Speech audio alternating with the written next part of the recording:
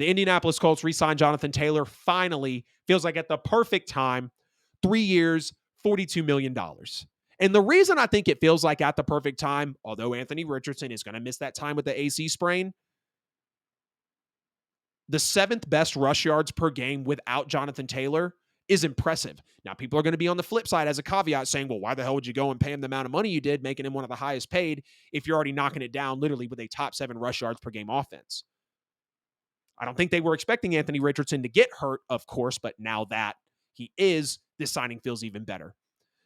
Already having the 12th best offense in points per game and yards per game offensively without your best player in Jonathan Taylor is, again, another testament to Shane Steichen. But this feels like it happens at the perfect time because the Colts, with what they're facing coming up with their schedule, they could be okay through that. Getting Anthony Richardson back, he is going to have to be inched back into the game, of course.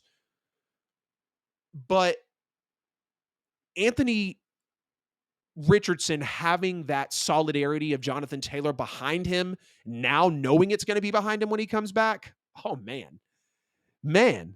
People were hoping to see Jonathan Taylor play this year because they were projecting JT and AR to be maybe the best rushing duo as a quarterback and running back, or maybe just rushing duo in general in the NFL. People had that type of hype about them. And I'm like, hey, I get it. I understand what the two of them could provide.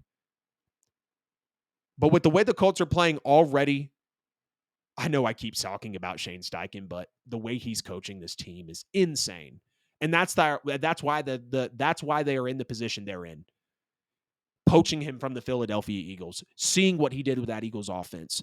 Now he's got him going toe-to-toe again with Trevor Lawrence in week 1.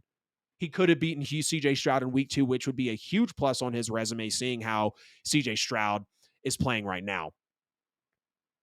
Especially the way CJ Stroud is playing right now. If Anthony Richardson would have been able to pull off that win, people are possibly putting AR over CJ. And there's posts out there talking about, oh, is CJ Stroud better than Anthony Richardson?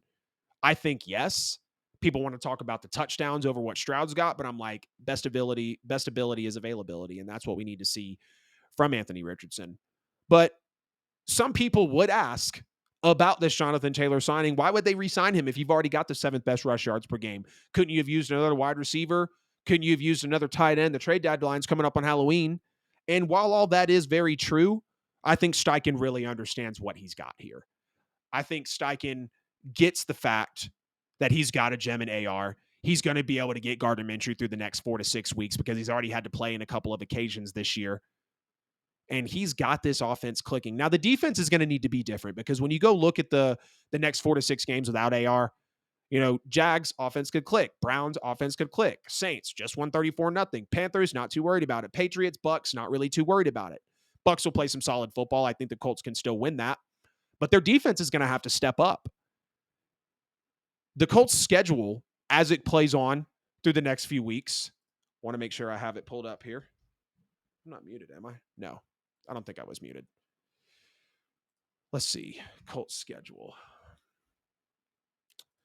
So after they play the 6 games there, so for the remaining of the season, they've got on the road against the Jags, at home to the Browns, on the road or at home to the Saints, on the road at the Panthers, on the road at the Patriots, hosting the Bucks, on the road at the Titans, on the road at the Bengals, hosting the Steelers, on the road at the Falcons, hosting the Raiders, hosting the Texans.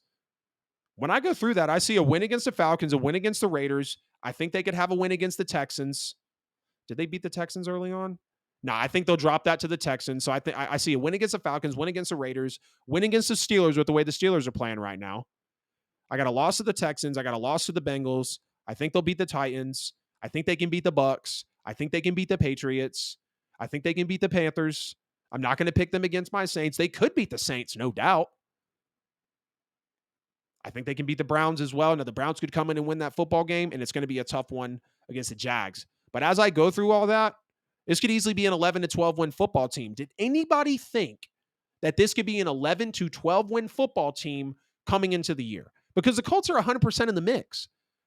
I just said it with the last short I put out. The Colts are 100% in the mix to win the AFC South with the way the division is, the re-signing of Jonathan Taylor, and the way this team is being coached right now. It's possible for them to get to an 11 to 12 win team because of the schedule. When you go look at the schedule, who they're playing at home, who they're playing on the road, when their bye week is going to fall, getting Anthony Richardson back healthy, it's in the Colts' favor. It is highly in the Indianapolis Colts' favor. I think the Colts can win the AFC South. I do. I love the fact that they re-signed Jonathan Taylor to the 3-year, $42 million deal. That's their best player. The team was clearly different, at least under the previous coaching, without him.